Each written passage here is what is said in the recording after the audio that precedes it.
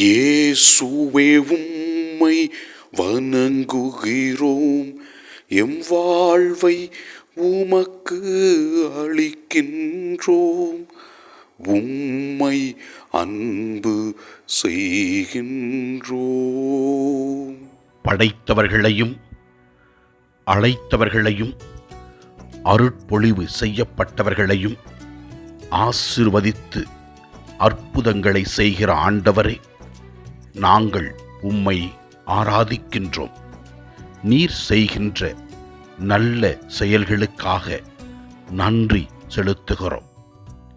முதல் வாசகத்திலே நாம் பார்க்கிறோம், தாவீது அரசன் அருட்பொழிவு செய்யப்பட்ட சவுலை எந்த தீங்கும் கொடுக்காமல் அவரை காப்பாற்றுகிறார்.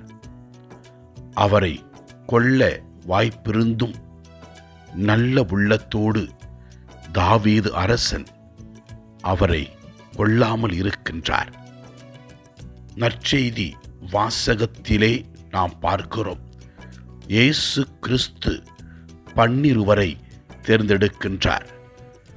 தம்மோடு இருக்கவும் நற்செய்தியை பறைசாற்றவும் பேய்களை ஓட்டுகின்ற அதிகாரத்தையும் 12 ஆண்டவர் கொடுத்தார்.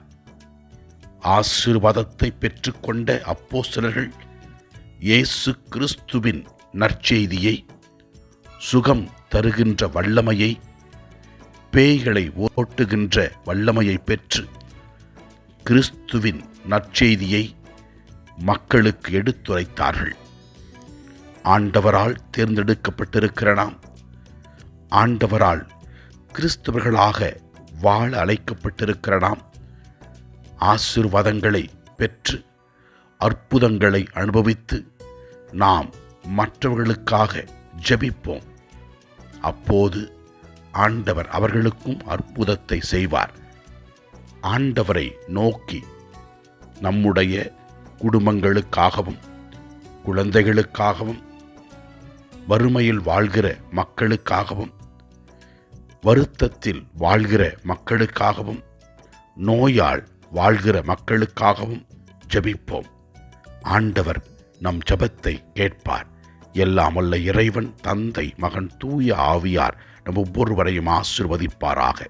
இயேசுவுக்கு புகழ். மரியே வாழ்க. ஆமென்.